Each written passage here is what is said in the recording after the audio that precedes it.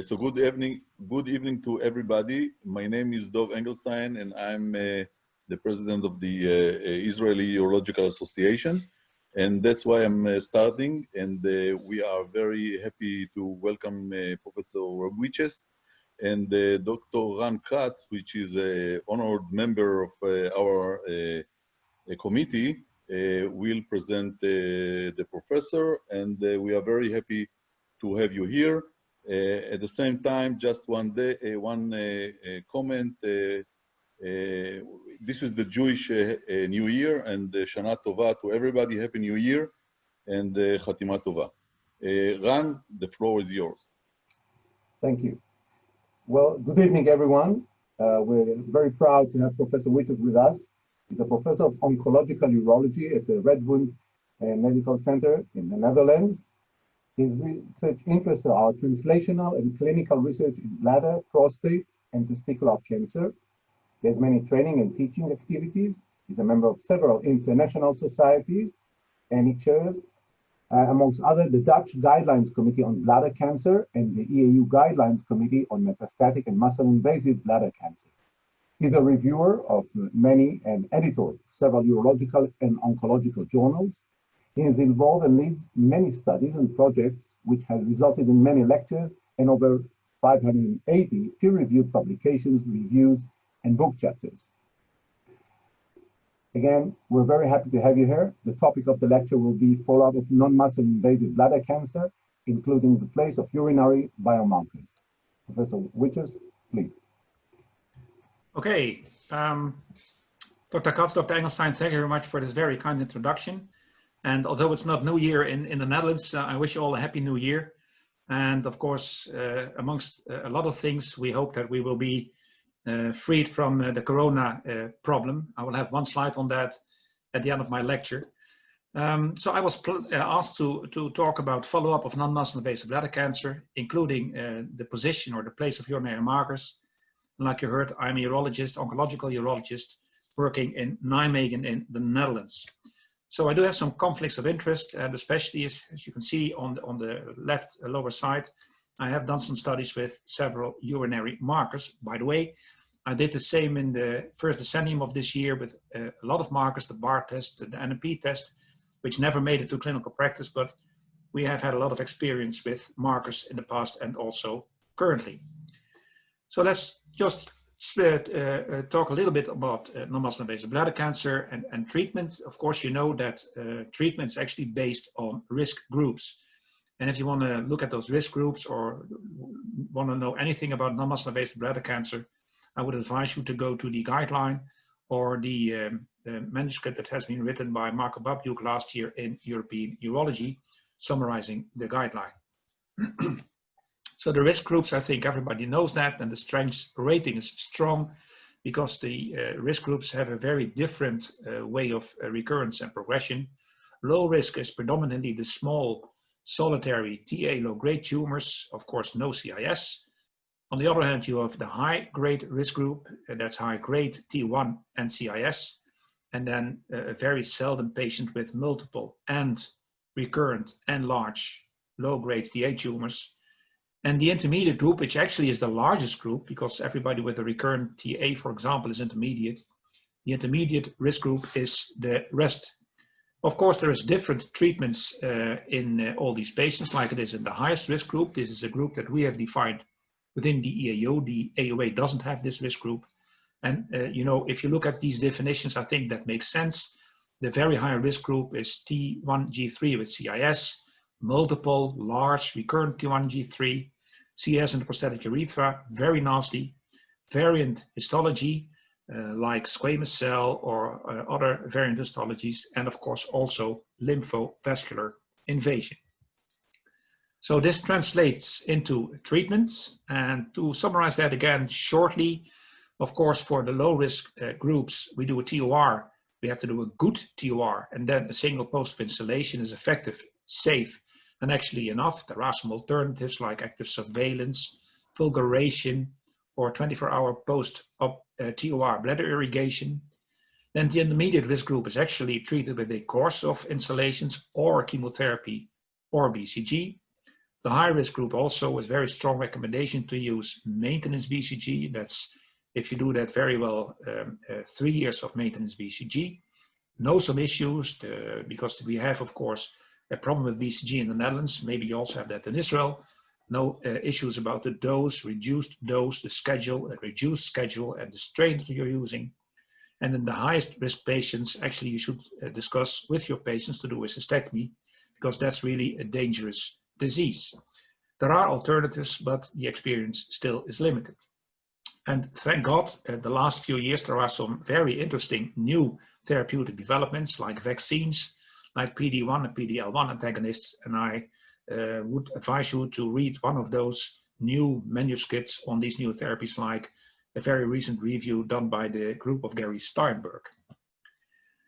Follow-up is also based on risk groups. And that's, as you can see, already a little bit less well defined. Low risk, you do a follow-up schedule at 3 months and then yearly, and you stop after 5 years. No upper urinary tract imaging. The high risk group, you do that 3 monthly, 6 monthly, yearly, and actually you have to do that for a very, very long time. And the intermediate risk group is something which you actually can make up yourself, and it's in between. The AUA, for example, has a similar recommendation. But we have to realize that the recommendations are actually mainly based on retrospective data. So the level of evidence of these recommendations is actually very low. You can already see the difference. For example, in the UK guideline, you can see what I underlined. If the cystoscopy at 12 months is negative, the UK NICE guideline recommends to discharge the patients back to primary care. So apparently there is not that much proof of what we are doing in our daily practice with regard to follow-up of non-muscle invasive bladder cancer patients. Some general remarks about follow-up of these patients. I think we all realize and agree that the first cystoscopy at 3 months is important. If that's negative, patients have a much better prognosis than if they have a recurrence at 3 months. In low-risk patients, recurrence is the problem. It's usually in the same stage and grade, so early detection is not essential. It's not life-saving. On the other hand, in high-risk patients, you see a lot of progression, so the primary goal is to recognize the patient early enough to prevent progression to muscle-invasive bladder cancer, because if that happens, that really can be life-threatening. So what are the data on which we base these assumptions? On the left side, you see the old EORTC scoring list. And then you see in the upper left corner that you get some points for the size of the tumor or the grade or the presence of CIS. And if you then add all those points, you see that in the left side. On the lower side, for example, if you have 1 to 4 points, you will have 46% chance of recurrence at 5 years. And if you look at progression, for example, if you have 2 to 6 points, you will have a 6.6% risk of progression. Although I am co-author of this manuscript, I have to be honest that not a lot of people use this anymore. Basically because all these studies were very old, and these data are based on studies without BCG, without maintenance BCG, without a single post-op installation, and without the re-TOR. So it's basically historical data. On the right side, you see that first the Spanish group by Fernandez Gomez, and after that the EORTC themselves made an update.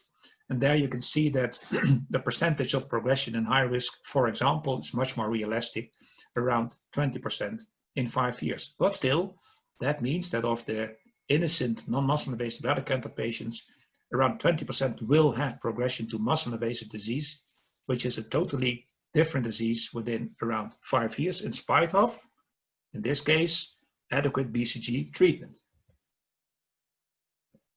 But also, small low-grade tumors can do very bad. This is a very large overview from 2014.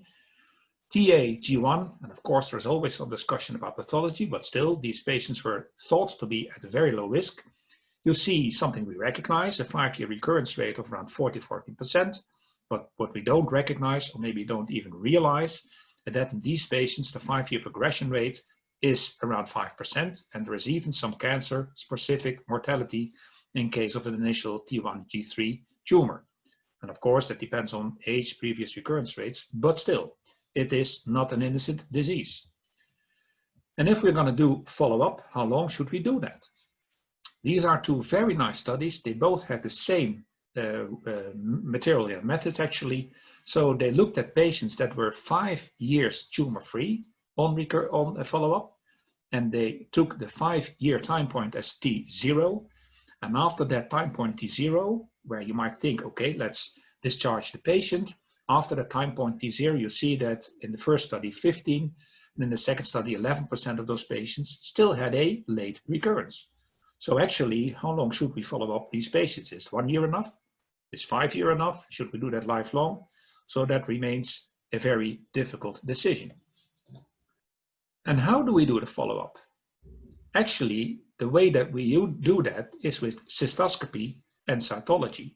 And you see that cystoscopy is a grade A recommendation, but it has some limitations, and I will show that in a few slides. What about cystoscopy? Well, if you look at this slide, you see that it's an older study from the ORTC. These were patients that were treated in the OR with a resection, under anesthesia, with a rigid cystoscope. And still you see that the 3 months recurrence rate was at the most 45%. And I'm quite sure that most of those so-called recurrences were missed lesions during the initial transurethral resection, simply because we didn't see them very well. I'm sure with, for example, blue light or NBI, we do better in 2020, but still we don't do a perfect job. And we also have seen that in the studies with blue light, both of the dynamic diagnosis studies, I've been involved in many of those. And if you look at something that is really difficult to see, carcinoma in situ, we see that we miss 62% of the lesions. Well, okay, that's maybe not a large problem, but we also miss 30% of patients that have CIS. And I really think CIS is something you shouldn't miss because it has really consequences for your therapy. So in all, that means that our cystoscopy is by far not ideal or perfect. And the other thing is that we do a lot. This is a group, it's a Veteran Administration study from last year from the United States, where they looked at newly diagnosed low-risk patients. They defined an optimal follow-up schedule, as you can see, and they looked at how many cystoscopies were done. And the conclusion was that there's overuse of cystoscopy in 75% of patients. Over 800 of those 1,100 patients had too many cystoscopies. Even assuming that all those low-risk tumors were large and multifocal, still 45% of those patients had too many cystoscopies. So I think the correct conclusion is that overuse is very common, and that raises, of course, concerns about costs and quality. And then the other thing that we use in follow-up, urinary cytology. Well, I think we all agree and know that the specificity of cytology is very high. You know, if cytology says there is something, probably there is something, but we also all know that the sensitivity of cytology is not very good. In this review, you see in the middle here below that it was around 44%, and I think in many practices it's probably even lower because these are published results. I think one of the reasons that we can use cytology, that's also actually my way of using cytology, actually just most helpful in the follow-up to find high-grade tumors. In primary diagnosis, it doesn't really give you a lot of help. And that's also translated in the European guideline. If you have a abnormal cytology, if that's positive and you don't see anything, you have to look further or use blue light, do endoscopy, or take biopsies. So positive cytology with a high specificity certainly is a reason to look further than only a negative cystoscopy.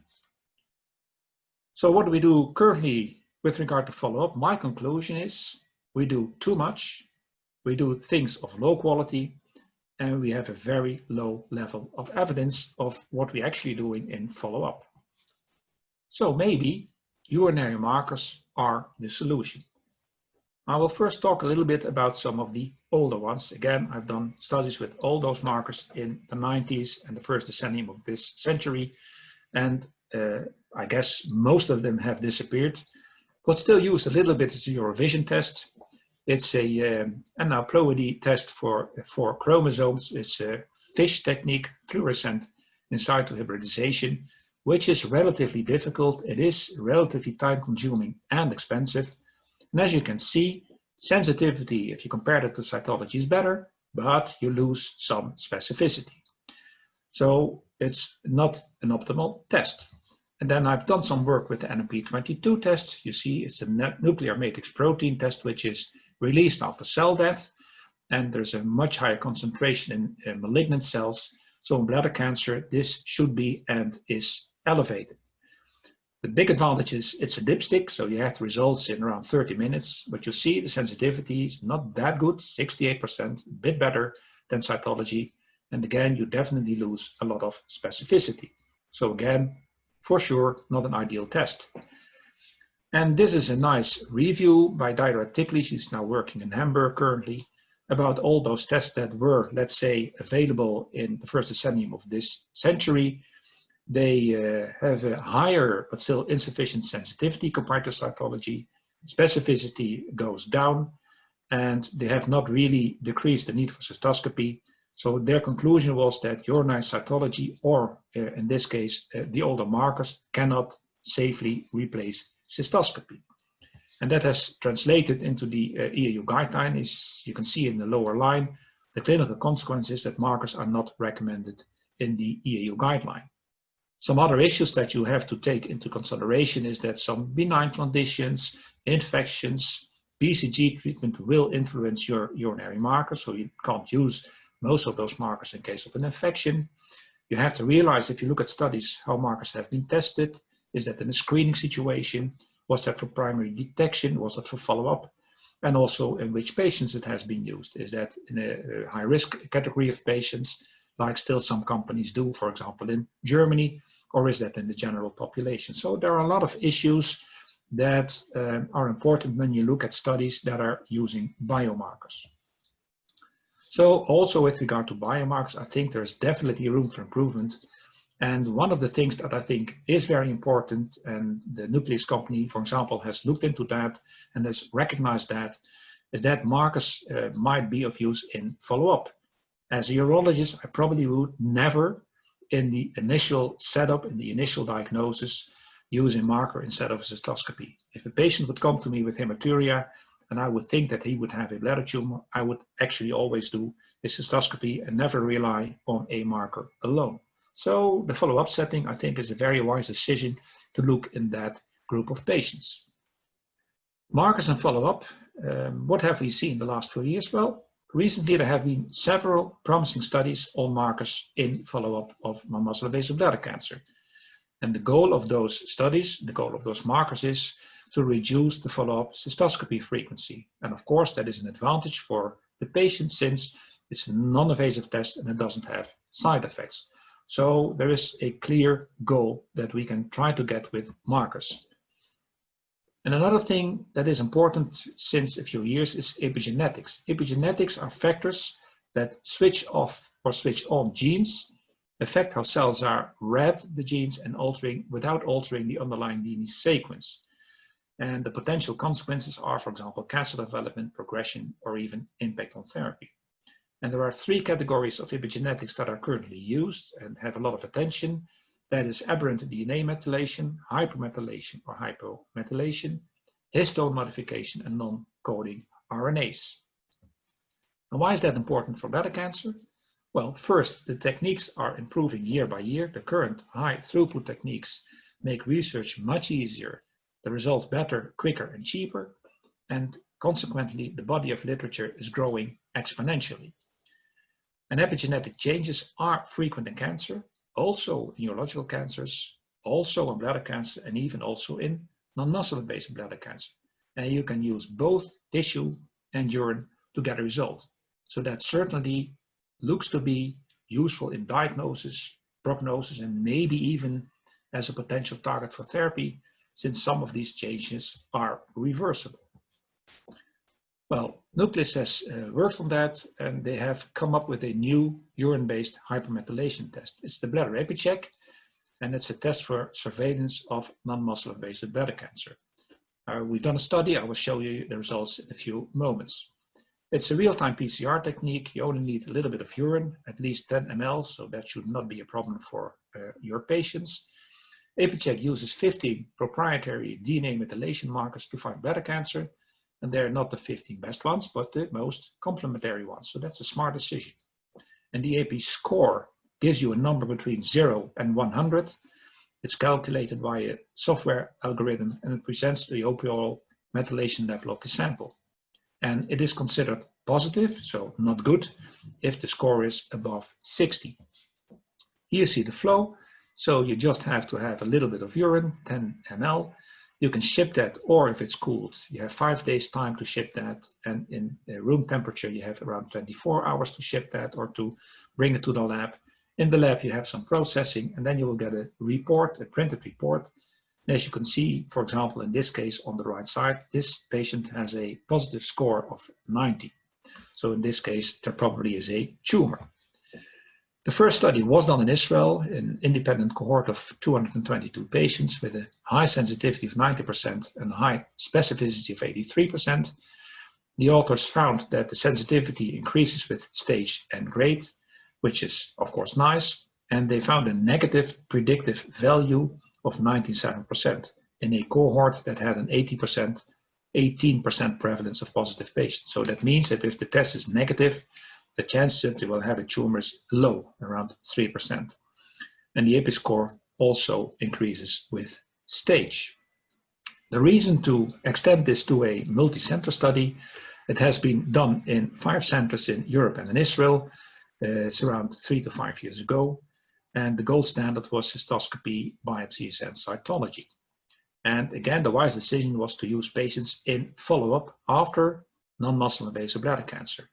They would have to be within 1 year after TUR, and treatment or urinary tract infection was not an exclusion criterion for the study. In most of the studies I've done, it was an exclusion criterion.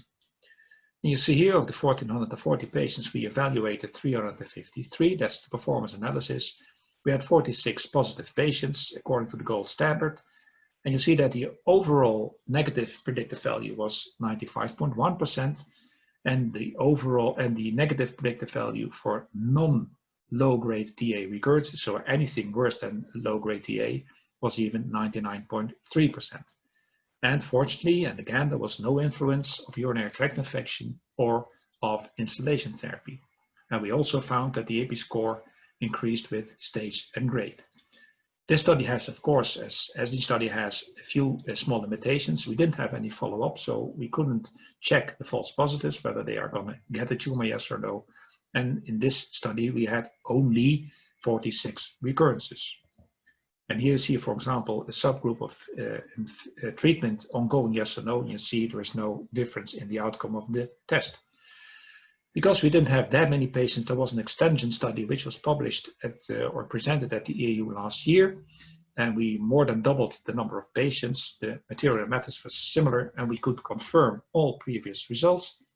And as you can see here, you see that the negative predictive value in non-low grade was 99.3% in the original study and 98.8% in the extension analysis, so around 99%. This is a very recent publication by Mancini in a journal which I would normally probably never have read, but just found that. And you see there are now, in the meantime, 6-7 studies done with the EpiCheck. And you see in total it's a fair number of patients. And if you go to the right, you see that the negative predictive value of all these studies is high. There's one outlier, but the rest is almost all 90 or to 95%. And if you go to, I think, the most interesting group, the non-low grade recurrences, you see that the negative predictive value is very high, 99.3% in my study, extension cohort 98.8, another study 99.3, and one study even 100%. So meaning that if you use this test, if the test is negative, of course the patient might have a small recurrence, the chance is low, but the chance that he has a high grade recurrence is very, very low. And that's of course very nice for you and for the patient. This is not the only test. I already mentioned that there are more publications and more tests. Just shortly, Bart Conetti, a good friend of mine from the United States, used the CX Better test. It's a microRNA, and they had 4 studies, and also they found in their test a negative predictive value that was very high, 97%. And quite recently, Martin Ruppert published on the ADX bladder cancer test. It's a novel biomarker. And also in this case, this test had a negative predictive value of 93%. And for the non-PTA low-grade recurrences, it was even 99%, just like for the EpiCheck test. And the expert bladder cancer monitor, that we also studied and published last year, it's again 5 microRNAs. One of the advantages is that the cartridge and the machinery is present in a lot of hospitals in the world, and it has a very relatively short turnaround time. And also in this test, you see that there is a very high negative predictive value, both overall and also for non-low-grade recurrences. So looking at the urinary marker test, my conclusion would be that the older ones, the FISH test, the NMIBC test, are not widely used because of all kinds of issues, costs, practical aspects, insufficient sensitivity, insufficient specificity. I think in follow-up, a test with a very high negative predictive value, certainly for high-risk tumors, may result in less cystoscopies. And then alternating cystoscopy and cytology with a new test like, for example, the EpiCheck test, could reduce the current diagnostic burden, both for you as urologist and also for the patient. How did I implement that in my clinical practice? So I think the number of follow-up cystoscopies is very high, so it's a lot of workload. I see in my practice around 10% of patients having a recurrence, and I have to admit, if that's a low grade and a low stage recurrence, which I then base on the history and what I see, I even leave those recurrences in place and I do follow up. That means that usually, fortunately, most of the cystos are without consequence, meaning that I don't go to the operating room for TUR right away. So the conclusion is I would really love to reduce this workload, and patients also. And I will talk about that a little later. Since the EpiCheck test is stable and reliable, I currently alternate the EpiCheck test with cystoscopy. Because, you know, if the test is positive, I still can do a cystoscopy. That's how I inform my patients. And to prevent unnecessary traveling, Netherlands is a small country, but still, this is for patient comfort and cost. The urine sample is sent from home, and I have a telephone consultation with the patient when I get the results. This is how this looks. So if the cystoscopy is positive or negative, if it's positive, the bladder EpiCheck test, of course, I will plan cystoscopy. And if it is negative, I will phone the patient and make an appointment for a new cystoscopy, alternating again with the bladder EpiCheck test. Also in the current corona times, this is a convenient situation because, of course, bladder cancer patients are usually elderly patients. Some are reluctant to come to the hospital because of the current corona crisis. You can see we had a larger problem in the Netherlands in spring. You see a lot of infections, but also a lot of patients being admitted and a lot of patients died. We currently have a new wave of positive testing, whether that's all infections, I don't know. Fortunately, there is not a new wave of hospital admissions and there's not a new wave of patients dying from the disease.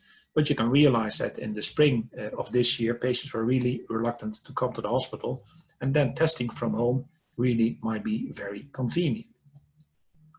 Some practical issues are about this way I'm working. The advantages are clear. You have less workloads. My patients are happy. The test might very well be better than our. We have to realize, like I told you, that our cystoscopy is for sure not optimal. And also you can monitor with this testing the upper urinary tract. And macroeconomically, if you would add everything together, this strategy is cheaper. Disadvantage, if you only look at the money for the hospital or the urologist, that might be a disadvantage because the hospital might lose some money because you don't have to do, you're not doing a cysto, and you of course have the costs of the EpiCheck test. And for me, the future would be bright if I could replace all cytology studies by a good marker. What about the patients? Well, we did a very nice study in 2000, and we interviewed 100 experienced patients, what they would do, because we were then very busy with all kinds of new markers, again, the BTA test and P22 test. And all patients said, well, we wouldn't mind to have a marker, but only if it is if it is very good and almost as good as cystoscopy. And we actually assumed at that time that cystoscopy had a sensitivity of around 100%. And we now know that that's not the case. Harry Herr in New York repeated our study and he found exactly the same. Patients really want to have certainty. They are afraid of missing cancer. So the bar is very high. And this is a recent study published again last year. And you see in the results of this study that most patients would like to have a biomarker which is 100% sensitive, and nearly 85% of patients still want to have at least 99% sensitivity. And the conclusion was that biomarkers should be as sensitive as cystoscopy. And again, then the assumption is that cystoscopy is 100% sensitive. And I think I hopefully convinced you, and of course you know that that is not the case. So one of my patients, who is a pathologist, by the way, was interviewed, and maybe I can show you his interview. It's 1.5 minutes, and I probably have to click on this twice. Again, I have to click on that twice. Ooh, that didn't work.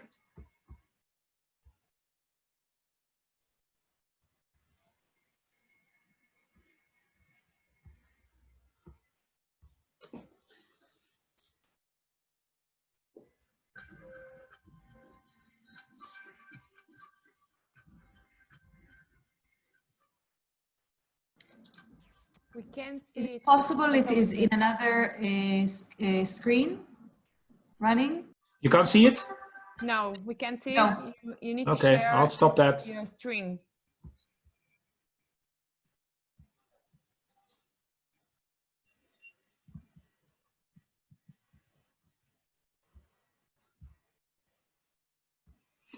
So apparently this didn't work, but you can find this on the internet. If you click on EpiCheck and something like the Netherlands or something, you will find that. So ending my presentation after 35 minutes, and I'm happy that you are still around, is that the conclusions are that treat your patients according to the guideline, do good TOR, use instillation therapy, and make sure that your patients are diagnosed well. Follow up. Cystoscopies are inconvenient and part of a high workload and high costs. Markers to replace part of cystoscopies is an absolute unmet need. I really think this is something that we are waiting for and our patients are waiting for, but the bar is high. Epigenetics are promising, they are exploding, and certainly for non-muscle invasive bladder cancer, I think methylation is one of the candidates to look at. Methylation is studied actually in all stages of bladder cancer, not only non-muscle invasive bladder cancer. For follow-up, currently several markers have a very high negative predictive value, around 99% for non-low-grade recurrences. And again, we have to realize that probably with cystoscopy we're not that good, and practical implementation is running, but I think it looks very convenient for all parties. And I think that was my last slide, so I'm happy to take questions if they're there. May I be the first to ask? Sure. Okay, two questions. A, what are the stand of EAU, AUA, or the FDA about the EpiCheck? Oh, that's a very simple answer. I don't know. What I do know that the EpiCheck test is being considered by the FDA. So what they're going to decide, to be honest, I don't know. What I do also know, we just had a meeting with some experts on Monday about the non-muscle invasive bladder cancer guideline, which I'm not part of, but still we talked about that. And the non-muscle invasive bladder cancer guideline group is reconsidering their advice not to use markers in follow-up, because they now realize that there are several markers that do meet the needs of urologists and do meet the needs of patients. So maybe not in 2021, but I'm quite sure that the recommendations about markers and follow-up will change very soon in the EAU guideline. For the AUA, I don't know. They update their guideline much less frequent than we do the EAU guideline. That's updated every year, as you know. But I'm quite sure that within 1 or 2 years, there will be a new recommendation on markers in the EAU guideline. The other question. I can't hear you. Yeah, okay. Sorry. The other question, maybe I didn't follow up exactly what you said. On your daily practice, you use the EpiCheck. Yeah. From time to time, do you stop and do cystoscopy, or you just continue with the EpiCheck unless it's a... Now, what I currently do, you know, one of the reasons is I'm just been doing that since after the study, since around a year and a half. So just to get acquainted with the whole flow, the whole logistics.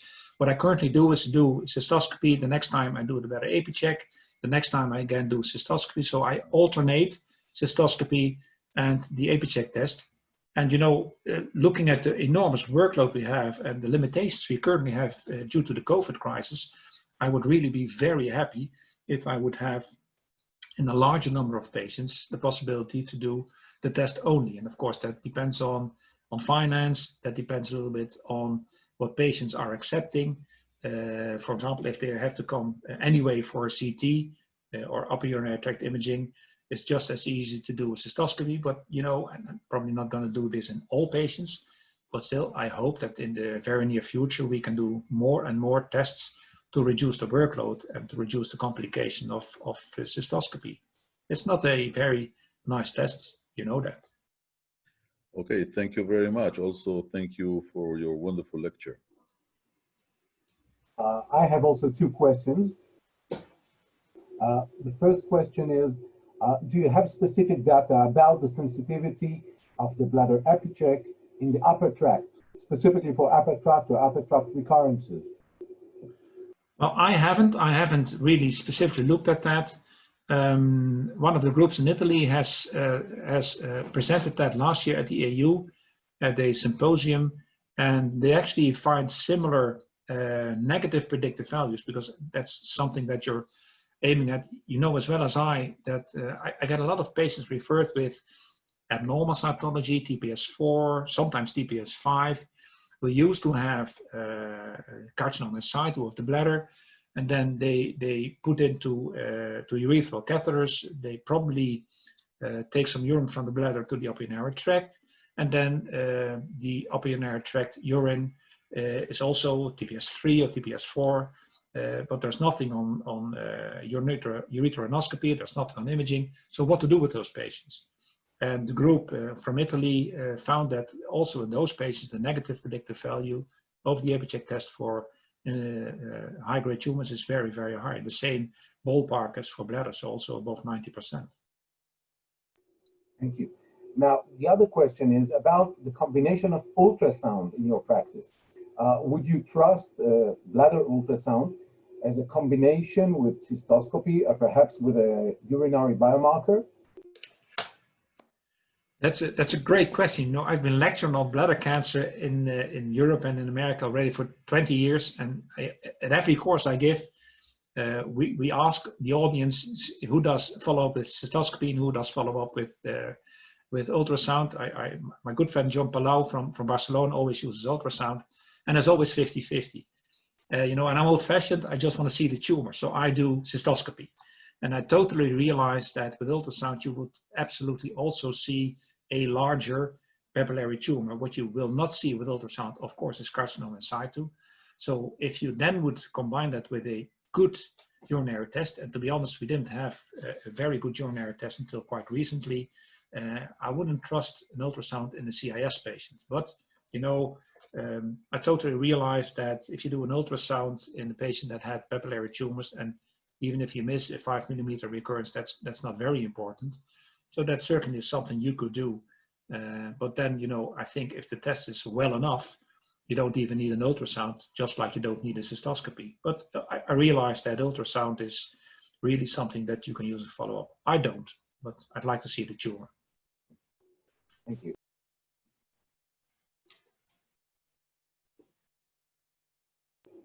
Do we have any more questions from the crowd? Yeah, I would like to ask one question. Firstly, I want to say that it was a really great presentation. You mentioned that you are following small tumors when you are when the patient is under the low risk group. And do you think that if you see that the tumors are staying, you know, in the same size 3-4 times, you can follow them with the EpiCheck and to stop seeing the, to follow with the cystoscopy? I certainly think. The funny thing is, for prostate cancer, we do a lot of active surveillance. For bladder cancer, for small kidney tumors, we do a lot of active surveillance. And for bladder cancer, it's still not really common practice, but there are more and more manuscripts, and I had to review the AOA of this year, so the virtual AOA. There were also a few abstracts on surveillance, active surveillance in bladder cancer, and it's really very effective. The risk that a patient, let's say, explodes during your follow-up is extremely small. So if I know my patients, and I know he had a small, low-grade thing, some time ago, I'm really very happy with active surveillance. Patients look together with me to their tumor, they see it on the television, I have a scope there, so I'm very, I don't want to damage the bladder as much as I used to do. So I'm very confident with follow-up. And to answer your question, yes, if I would have a patient with a small tumor, I would certainly, and I've done that, do the next time just a bladder EpiCheck to confirm that it is not high grade.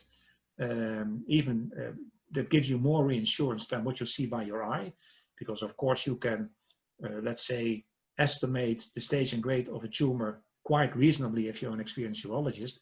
But if you have some help of a good marker, that also is very nice. So yes, if I have a patient of which I know that he has a recurrence, I wouldn't mind following him up with a bladder EpiCheck test. No problem.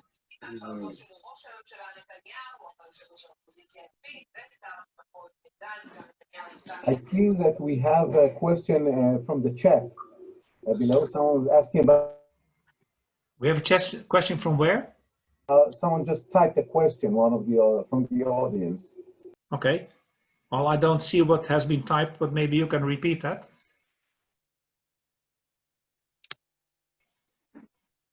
We can't hear you, Dr. Katz. Sorry. The question was, do you use MRI sometimes for assessment of bladder tumors? Which is something that I believe most of us do not do. Well, the funny thing is I get that question often, and the reason is, of course, that I was co-author on the VIRATS publication of Panabianco. To be honest, I never use MRI. But again, MRI, I have to be honest, and this was also again on the AOA this year, there were 2 or 3 abstracts on the value of MRI in the primary diagnosis of bladder cancer. It differentiates very well between muscle invasive and non-muscle invasive bladder cancer. So I think for follow-up, there's no place for MRI.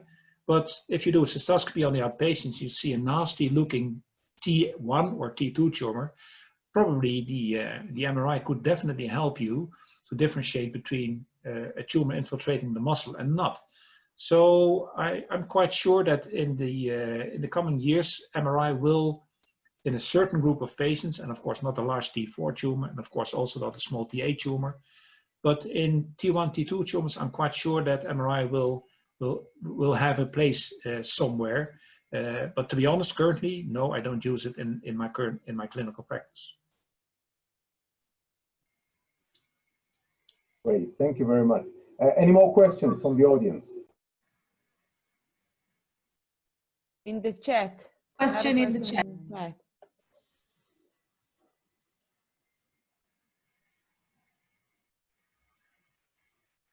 For some reason, I don't see the question in the chat. No, I see it, but it was already, you asked already about the upper tract and the MRI we just responded, so I don't see any other questions on the chat. I think everybody is celebrating New Year, isn't it? Exactly. Celebrating at home, we're closing the country for 2 weeks now again. Starting from For tomorrow. COVID, okay. Due to COVID, we have a very severe second wave now in Israel. Infections are also hospital and IC and death, or what? Hospitals and deaths. Okay. So like I showed you, we have a new wave with regard to infections. And that's all, the younger people that are sort of tired about all the limitations. And as long as the older people are being careful, fortunately, it doesn't translate in a lot of sick people and certainly not in an additional amount of death. So there is a wave now currently in the Netherlands, a real wave, like they don't care anymore. So they're not following the advice of the government. We'll see. There's a lot of economic damage. There's a lot of social damage. And there's a lot of damage in healthcare in my country, in my hospital. I saw a guy of 49 years old last Wednesday, so not yesterday, but the week before, with a bladder tumor of 11 times 4 centimeters. And he had been trying to make an appointment with the general practitioner for 6 months because he had hematuria. But he wasn't allowed to go there because of COVID and restrictions. And, to be honest, I think 6 months ago he was also metastasized, but still, 49, and he'll die. So we will have some problems next year and after that with patients that have been missed this year. I see one question on the chat. It says, are men more proactive for marker tests than women? I don't understand the question. No, I don't think so. I can convince both my female and male patients about a marker test. What maybe is the background of the question that, of course, the cystoscopy in males is a little bit less pleasant or more unpleasant than in females. But for the rest, I don't notice a large difference between male and female patients with regard to acceptance of, for example, in this case, the test or for active surveillance.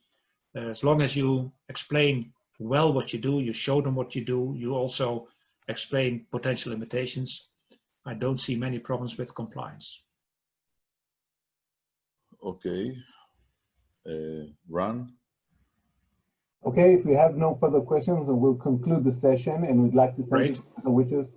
Thank you for the great lecture on behalf of the Israeli Association of Urology, and thank you for being with us. And we hope to see you soon in one of our lectures again, or face-to-face, hopefully when this COVID crisis will subside.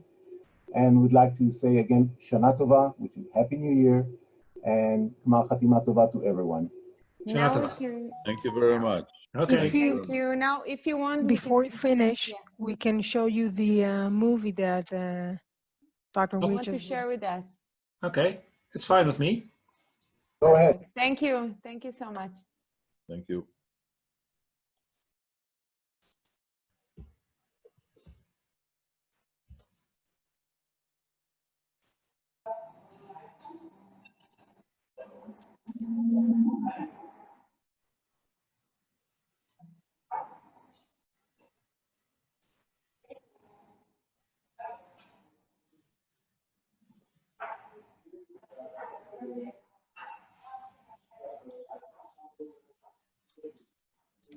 I think there is no sound. Well, it is subtitled, so.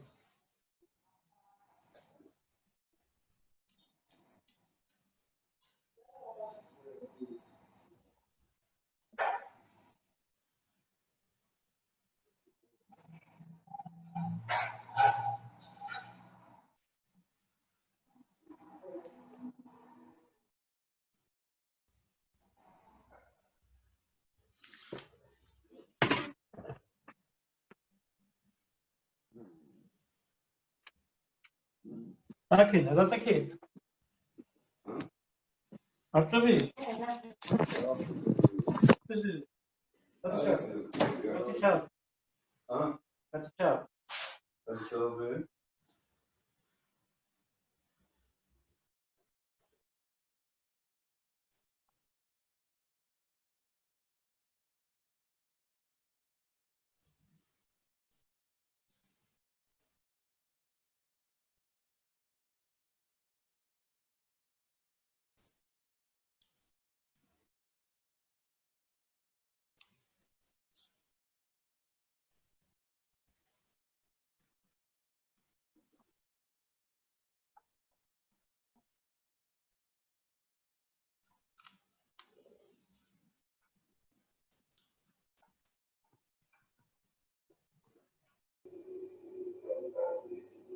Okay. Okay, thank you. Thanks again, everyone. Good evening. Good evening. Good evening. Good Happy evening. New Year. Thank you. Thank you. Shana Tova, Bye-bye. Gmar Chatima Tova לכולם. Bye-bye.